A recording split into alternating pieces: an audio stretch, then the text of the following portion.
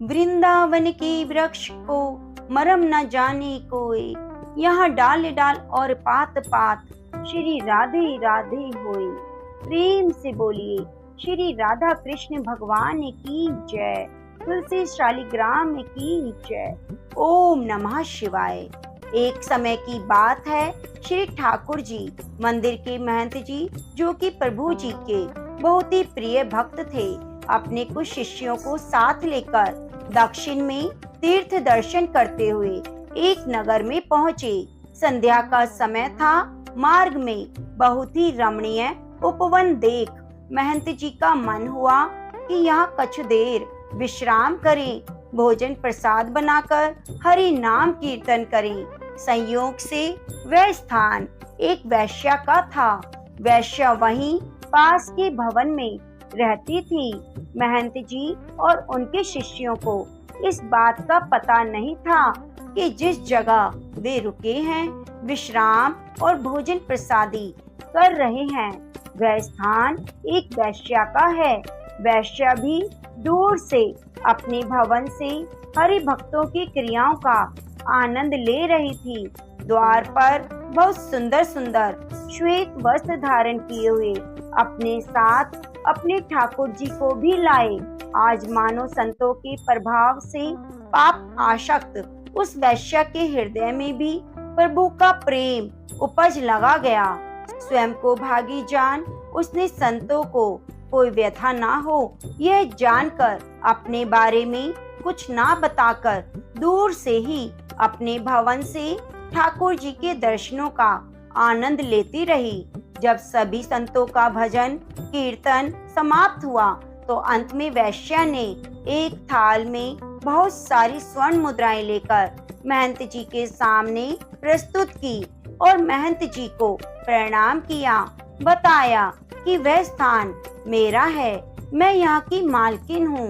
महंत जी को बहुत प्रसन्नता हुई यह जानकर और आभार व्यक्त करते हुए उन्होंने भी कहा कि बहुत ही रमणीय स्थान है, हमारे ठाकुर को भी बड़ा पसंद आया है। यहाँ स्थान संकीर्तन में बहुत मन लगा।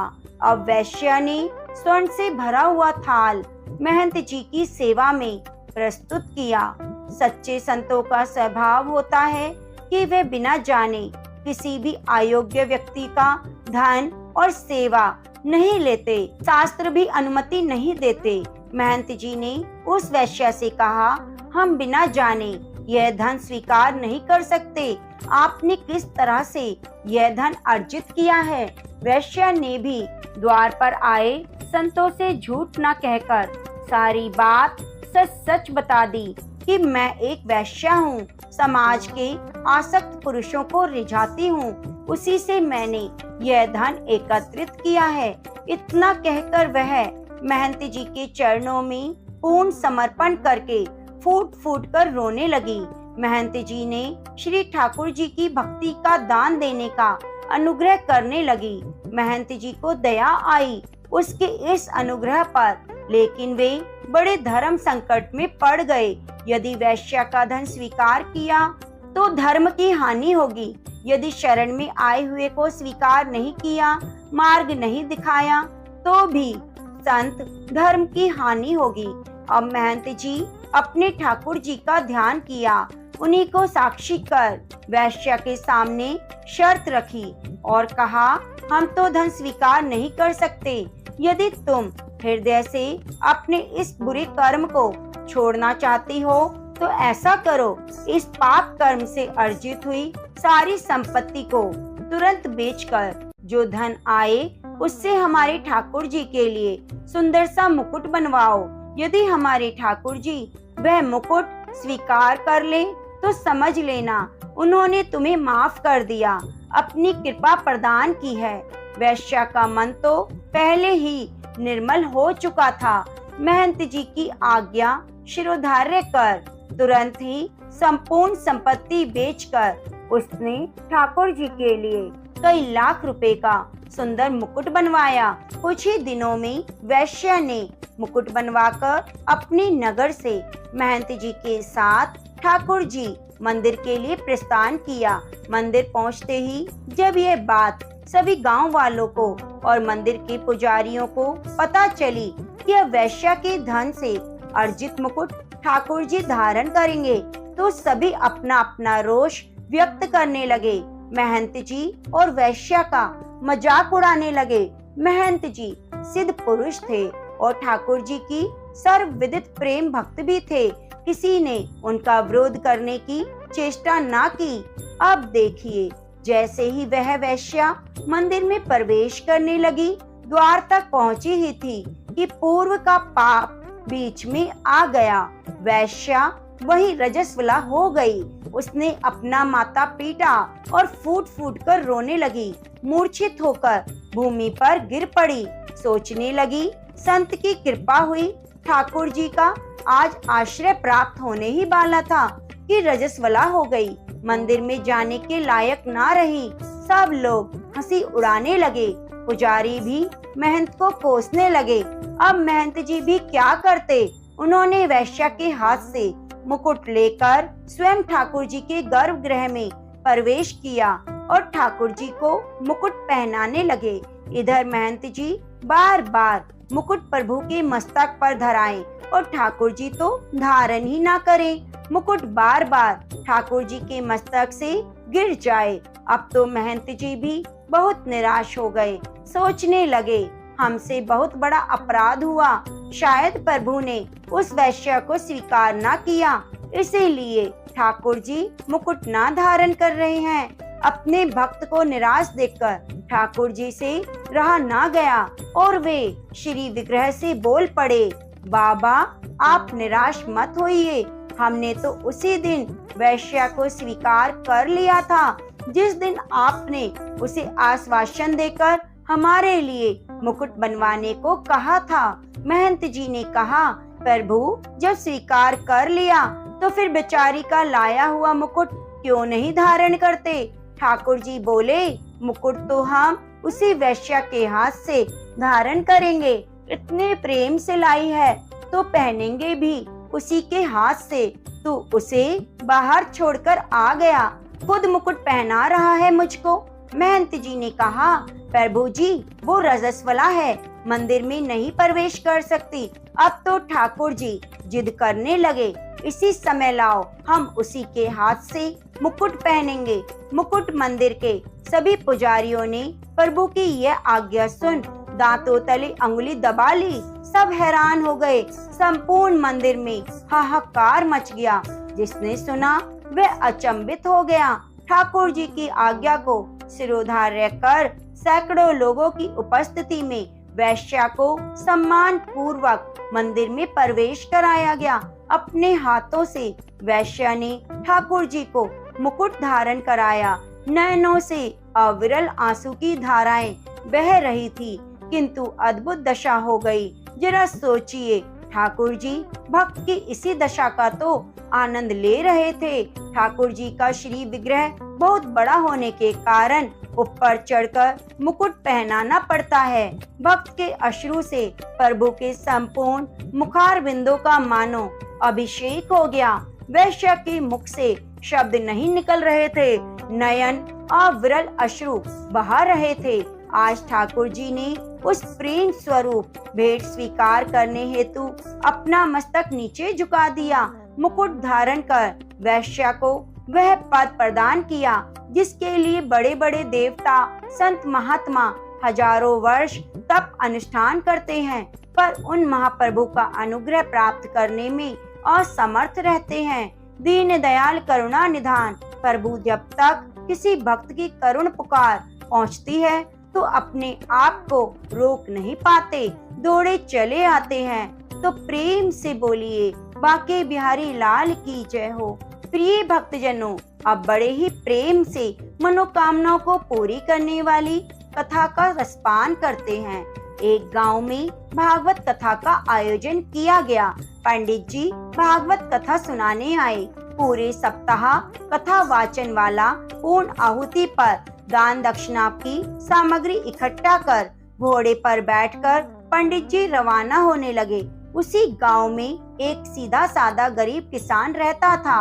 उस किसान ने उनके पांव पकड़ लिए और बोला, पंडित जी आपने कहा था जो ठाकुर जी की सेवा करता है उसका बेड़ा पार हो जाता है। आप तो जा रहे हैं, मेरे पास से तो ठाकुर जी है ही नहीं, मैं उनकी सेवा विधि जानता नहीं, इसलिए आप मुझे ठाकुर जी देकर पधारें। पंडित जी ने कहा, चौधरी तुम ही ले आना। किसान ने कहा, मैंने तो कभी ठाकुर जी को नहीं देखा, लाऊंगा कहाँ से। पंडित जी को घर जाने की जल्दी थी, वे किसान से अपना पीछा छुड़वाना चाहते थे, तो उन्होंने जल्दबाजी में अपना भांग घोटने का सिलबट्टा उसे दे दिया और बोले, ये ठाकुर जी हैं, इनकी सेवा पूजा करना। किसान ने कहा, महाराज मैं सेवा पूजा करना नहीं जानता, आप ही बताएं। पंडित जी ने कहा, पहले खुद नहाना, फिर ठाकुर जी को नहलाना, इन्हीं भोग चढ़ाकर फिर खाना। इतना कहकर पंडित जी ने घोड़े को दौड़ाया और जल्दी से वहाँ से चल दिए। किसान बहुत ही सीधा साधा था। पंडित जी के कहे अनुसार सिलबट्टे को ठाकुर जी मानकर घर में स्थापित किया। दूसरे दिन स्वयं स्नान किया, सिलबट्टे रूपी ठाकुर जी को नहलाया। विधवा माँ का बेटा था, खेती भी ज्यादा नहीं थी, इसलिए भोग में अपने हिस्से की बाजरी का टिक्का और मिर्च की चटनी रख दी। ठाकुर जी से किसान ने कहा, अब पहले आप भोग लगाओ, फिर मैं खाऊंगा।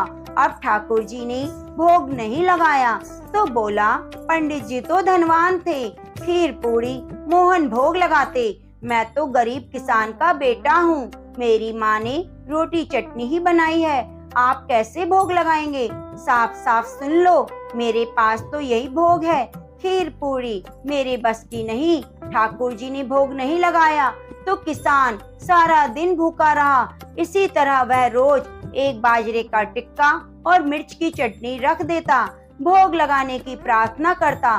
ठाकुर जी तो पसीज ही नहीं रहे थे। यह क्रम निरंतर 6 दिन चलता रहा। छठे दिन किसान बोला, ठाकुर जी अपनी रोटी खाते क्यों नहीं, शर्माते क्यों हो, आप कहो तो मैं आंखें मूंद लूं, फिर खा लेना। ठाकुर जी ने फिर भी भोग ना लगाया।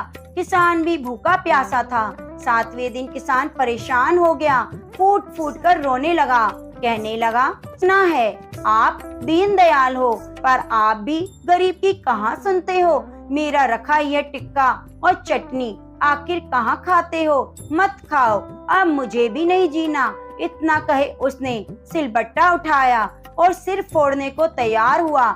अचानक सिलबट्टे से एक प्रकाश पुंज प्रकट हुआ। किसान का हाथ पकड़कर कहा, किसान मैं तेरी चटनी टिक्का खा रहा हूँ। ठाकुर जी बाजरे का टिक्का और मिर्च की चटनी मजे से खा रहे थे। अब आधा टिक्का खा लिया तो किसान बोला, क्या ठाकुर जी मेरा पूरा टिक्का खा जाओगे, मैं भी 6 दिन से भूखा हूँ, आधा टिक्का मेरे लिए रखो। ठाकुर जी ने कहा, तुम्हारी रोटी चटनी बड़ी मीठी है, तुम दूसरी खा लो। किसान ने कहा, प्रभु मेरी माँ मुझे एक ही रोटी देती है, यदि मैं दूसरी लूंगा तो माँ भूखी रह जाएगी। प्रभु ने कहा, फिर ज्यादा क्यों नहीं बनाते। किसान ने कहा, खेत छोटा सा है, मैं अकेला। ठाकुर जी ने कहा, खेत जोत लो। किसान बोला, प्रभु मेरे पास बैल थोड़ी है, मैं खुद ही जुताऊं। ठाकुर जी ने कहा, नौकर रख लो। किसान ने कहा, प्रभु आप तो मेरा मजाक उड़ा रहे हैं, नौकर रखने की हैसियत कहाँ, 2 वक्त की रोटी हम माँ बेटे खा लें। इस पर ठाकुर जी ने कहा, चिंता मत करो, मैं तुम्हारी सहायता करूँगा। कहते हैं तब से ठाकुर जी ने किसान का साथी बनकर उसकी सहायता की। किसान के खेत में काम काज कर अच्छी जमीन और बैलों की जोड़ी दिलवा दी। कुछ अरसे बाद घर में गाय आ गई, मकान भी पक्का बन गया, सवारी के लिए घोड़ा गाड़ी आ गई। किसान ने एक जमींदार बन गया। कई साल बाद पंडित जी पुनः किसान के गांव में भागवत कथा करने आए। किसान भी उनके दर्शन कर प्रणाम कर बोला, पंडित जी आप तो ठाकुर जी देकर गए थे, 6 दिन तो भूखे प्यासे रहे, मुझे भी भूखा प्यासा रखा। 7वें दिन उन्होंने भूख के मारे परेशान होकर गरीब की रोटी खा ली और इतनी कृपा की कि खेत में मेरे साथ कंधे से कंधा मिलाकर हर काम किया।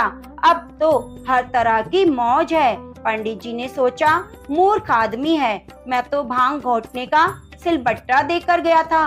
गांव में पूछने पर पता लगा कि चमत्कार तो हुआ है, किसान वह गरीब नहीं रहा, जमींदार बन गया है। दूसरे दिन पंडित जी ने किसान से कहा, कल कथा सुनने आओ तो अपने साथ अपने साथी को लेकर आना, जो तुम्हारे साथ खेत में काम करता है। घर आकर किसान ने प्रभु से निवेदन किया, कथा में चलो। प्रभु ने कहा, नहीं, मैं नहीं चलता, तुम जाओ। किसान बोला, तब क्या, पंडित जी को आपसे मिलने घर ले आऊं? प्रभु ने कहा, बिल्कुल नहीं, मैं झूठी कथा कहने वालों से नहीं मिलता। जो मुझसे सच्चा प्रेम करता है, मैं उसी के काम संवारता हूँ, उसी के साथ रहता हूँ। मैं तो भक्त के वश में हूँ। तो प्रेम से बोलिए, राधा कृष्ण भगवान की जय हो, द्वारकाधीश की जय हो, तुलसी सालिग्राम की जय हो।